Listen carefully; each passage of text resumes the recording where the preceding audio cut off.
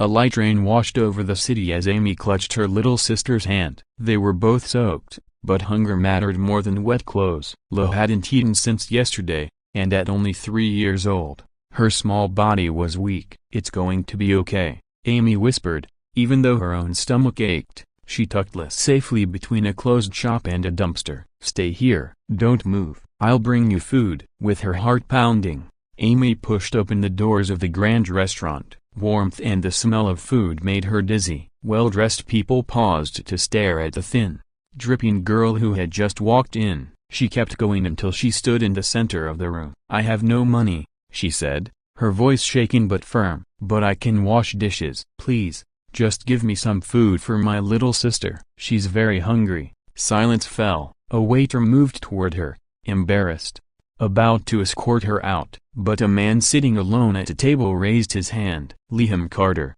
one of the city's youngest billionaires, stood. "That won't be necessary," he said. "Bring your sister inside." "You're both my guests." Amy hesitated, then led him to where La hid. The little girl shivered in the cold, coughing weakly. Without a word, Liam wrapped her in his coat and lifted her gently. "Come, let's get you both fed." Inside, he ordered hot soup and the finest dishes. Amy fed La carefully, blowing on each spoonful, refusing to eat herself until her sister was satisfied. Watching her, Liam felt something stir inside him: a respect, sorrow, and a sense of responsibility. "Where are your parents?" he asked softly. Amy's eyes dropped. "Daddy left years ago. Mommy a broken bar. She got sick and didn't wake up 3 weeks ago." The restaurant grew quiet again as her words sank in. Liam made a decision then. He wouldn't let these girls go back to sleeping on the streets. That night, after taking them to the hospital, doctors confirmed what he feared. Lo was ill, malnourished, and needed urgent care. Amy, terrified, clung to her sister's hand. "We can't pay," she whispered. "You don't have to," Liam said. "I'll take care of everything." When she asked why, he had no answer except the truth. "Because you need help, and I can help." Amy studied him, searching for deception, then finally nodded. Together, they pinky swore that Lo would get better. For the first time in weeks, Amy allowed herself to reach to her hand still holding her sister's, her head leaning against the man who had stepped out of his world of wealth to answer the desperate plea of a child. It was the beginning of something none of them had expected. 3 days passed, and Lo's breathing grew steadier, her cheeks flushed with a hint of color instead of pallor. The hospital staff treated her with care, but Amy never left her side, keeping her small hand wrapped around her sister's fingers even as she dozed in a chair. Liam remained close too, splitting his time between business calls in the hallway and sitting quietly in their room, making sure the girls never felt alone.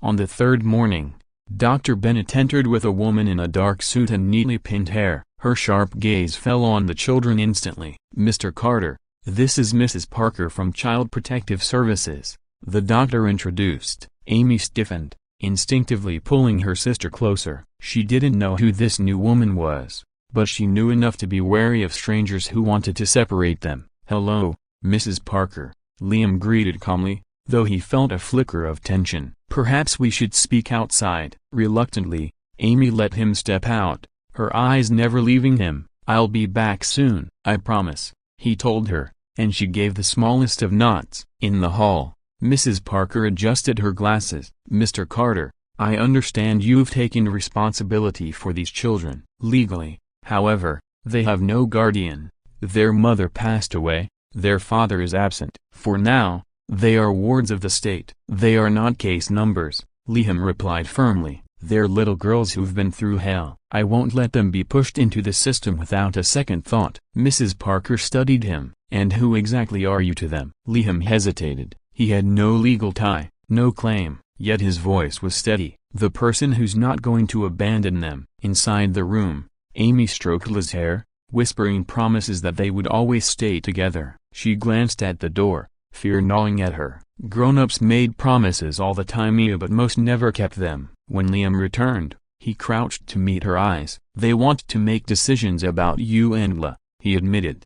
"But I won't let anyone take her away from you. That's my promise." Amy searched his face, trying to see if he truly meant it. Slowly, she nodded, though her small jaw stayed tense. "People always say things," she muttered. "Then let me prove it," Liam said, not with words, but with actions. The door opened again, and Mrs. Parker stepped in, clipboard in hand. Her eyes softened as she saw Amy curled protectively around her sister. "I need to ask you some questions," she said gently, but Amy turned her face away, refusing to speak. Liam placed a hand on the back of the chair. "She talks when she trusts," he said. "You'll just have to wait." For the first time, Mrs. Parker's rigid expression faltered. She wasn't used to billionaires fighting for street children, nor for little girls with eyes that carried more weight than their years. And as the room filled with the quiet hum of machines and La's soft breathing, something unspoken settled between them all. A battle was just beginning, and not only for survival, but for the right to stay together.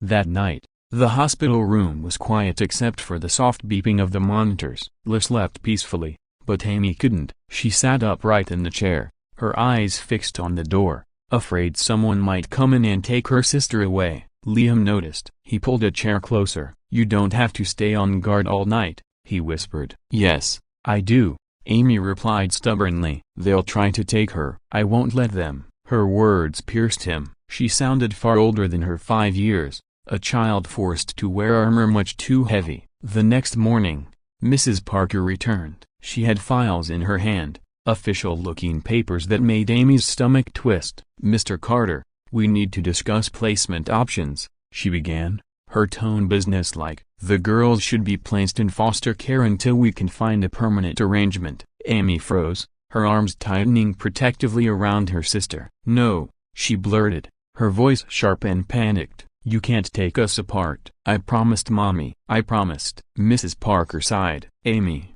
I understand. No, you don't." Amy's little voice shook the room. Tears welled in her eyes, but she refused to let go of La. Liam rose slowly, his calm but commanding presence cutting through the tension. "With respect, Mrs. Parker, you've seen their bond. Separating them would destroy them both." "That's not the goal," Mrs. Parker insisted. "But you must understand, guardianship has rules. We can't just hand children over without proper process." "Then make me part of the process," Liam said firmly. "File the paperwork, call the lawyers, do what you need. But those girls will not be shipped off to strangers while they're still grieving their mother." The social worker studied him, skepticism battling with something softer in her eyes. "Mr. Carter, you can't save every lost child." "I don't need to," Liam replied. "I only need to save these two." For a long moment, Mrs. Parker said nothing. Finally, she closed her folder. "I'll speak with my office," she said carefully. "In the meantime, the girls stay here, with you." When she left, Amy looked up at Liam. Her face was pale, her eyes wide and wet. "She was going to take La," she whispered, her voice trembling. Liam knelt down so she could see his eyes clearly.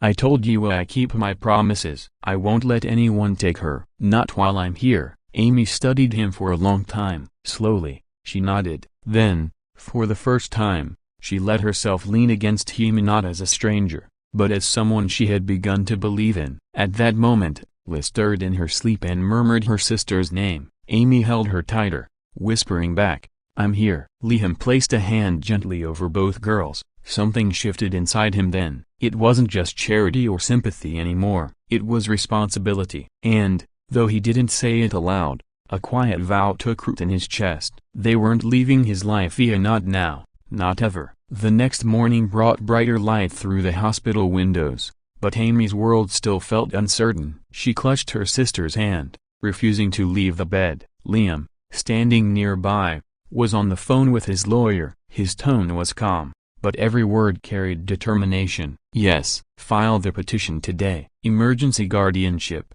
temporary custody, or whatever we need. I'll handle all expenses." "No, I don't care how complicated it is. Just make sure those girls are legally safe." Amy didn't understand all the words, but she caught the most important ones. Safe. When he ended the call, he sat beside her. "I'm working on making it official," he told her gently. "So no one can take you or away without your say." "Official?" Amy asked warily. "It means on paper," Liam explained. "So even the people with clipboards have to listen." Amy thought about it, then nodded slowly. Paper is stronger than promises? He smiled faintly. Promises are stronger. But sometimes paper helps. That afternoon, Mrs. Parker returned, her expression unreadable. She glanced at the girls, then at Liam. I spoke with my supervisor. Until the court decides, they'll remain under temporary protective status, which means they stay here, with you. Amy let out a shaky breath of relief and buried her face in Liz' blanket. But, Mrs. Parker added, there will be evaluations, home checks, interviews. If you want guardianship, you'll need to prove you can provide stability. Liam nodded without hesitation. You'll get all the proof you need. Amy peeked up at him, her brow furrowed. What if they say no? Then we fight harder, Liam answered simply. That night, after Liz drifted into another peaceful sleep, Amy sat by the window, legs tucked beneath her. She looked out at the glowing city and then at Liam. Why are you doing this? You don't even know us. Liam paused, searching for an answer.